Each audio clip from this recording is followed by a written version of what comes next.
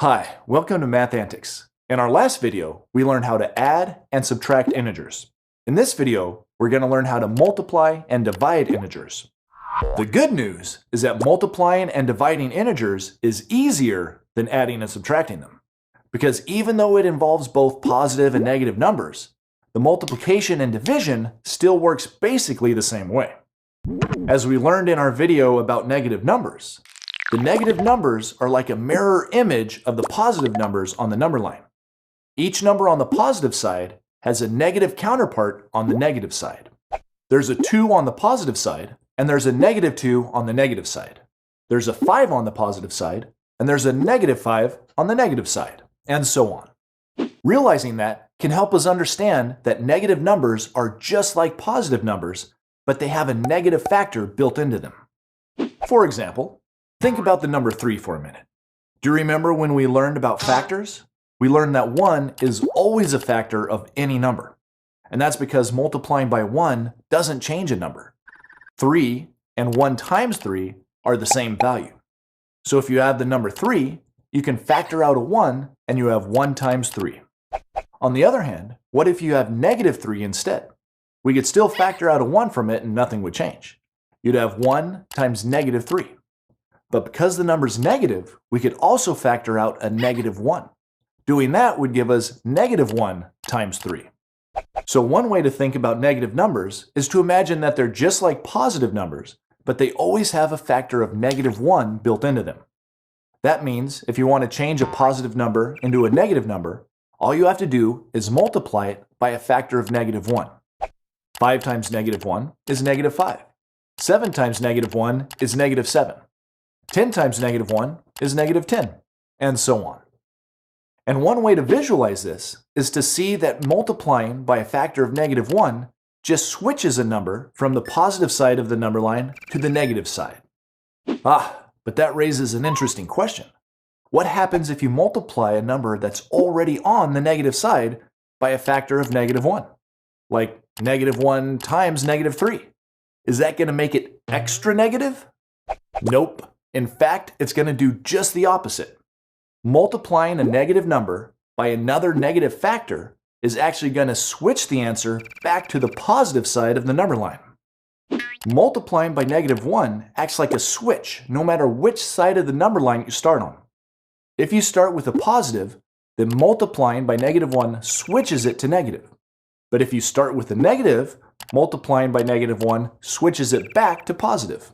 And you can keep switching back and forth between the positive and negative side of the number line by multiplying by another negative 1 as many times as you want.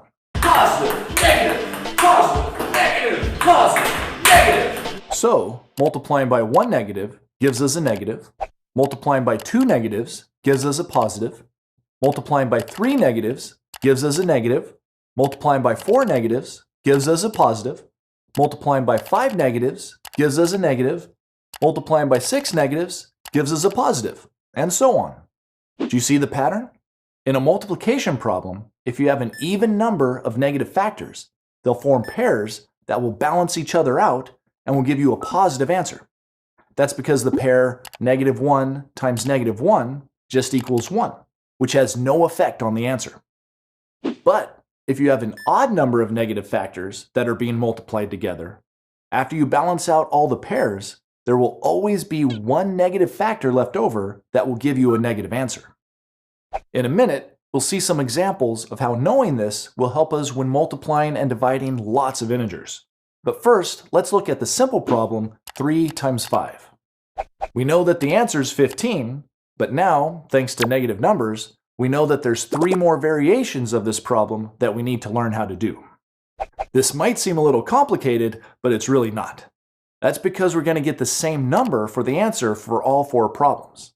It's just that the sign of the answer, whether it's positive or negative, will be different depending on how many negative factors we're multiplying.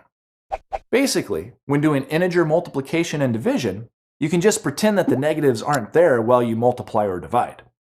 And then, you count up how many negative factors you have to figure out the sign of the answer. If there's an even number of negative factors, the answer will be positive. But if there's an odd number of negative factors, then the answer will be negative. So In the first problem, we don't have any negative factors, so our answer is just going to be positive 15, which we already knew. In the second problem, we have only one negative factor being multiplied, which means our answer will be negative 15. In the third problem, we also have just one negative factor, which means that our answer will also be negative 15. And in the fourth problem, we have two negative factors being multiplied. That's an even number of negative factors, so they'll balance each other out, they'll switch and switch back, and they'll give us an answer of positive 15. That's pretty easy, right? And the really great news is that because multiplication and division are so closely related, they're inverse operations, the rules about negative factors are exactly the same for division problems.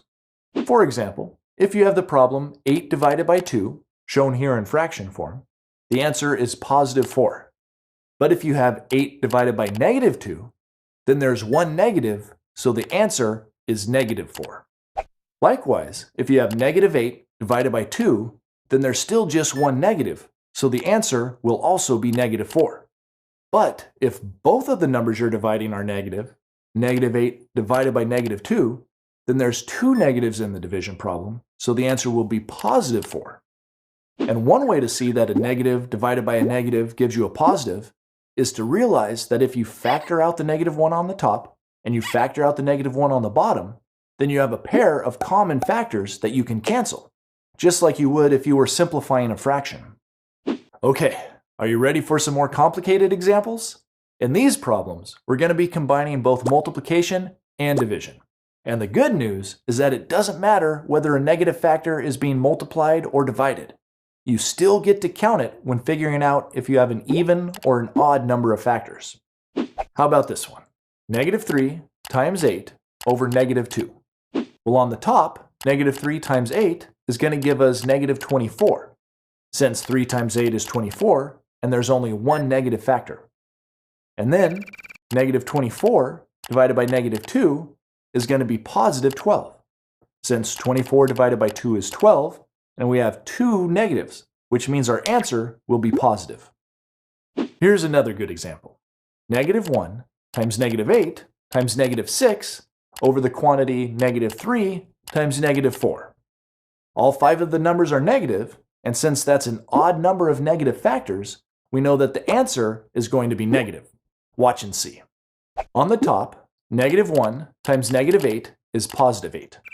Positive 8 times negative 6 is negative 48. And on the bottom, we have negative 3 times negative 4, which is positive 12. And then as the final step, negative 48 divided by 12 is negative 4. So it worked. Our final answer is negative because we had an odd number of negative factors. But what if we made one slight change to that same problem? What if we made one of the numbers on top positive instead of negative? Then we'd only have 4 negative numbers, which is even. So the answer should be positive 4. Let's see if it is. On the top, negative 1 times positive 8 is negative 8. Negative 8 times negative 6 is positive 48. And on the bottom, we have negative 3 times negative 4, which is positive 12. And then as the final step, 48 divided by 12 is positive 4, just as I suspected. So do you see what I mean? All the multiplication and division works the same. It's just that you have to figure out whether the answer is going to be positive or negative. And to do that, all you have to do is figure out if you have an even or an odd number of negative factors in the multiplication or division. If there's an odd number of negative factors, then the answer will be negative. And if there's an even number of negative factors, the answer will be positive. And remember, this process only works for integer multiplication and division. If you have a problem that also contains integer addition and subtraction, you need to do those operations using the rules we learned in the last video. As always, the way to get good at math is to practice. So be sure to work some integer multiplication and division problems to make sure you've got it. Thanks for watching Math Antics, and I'll see you next time. Learn more at mathantics.com.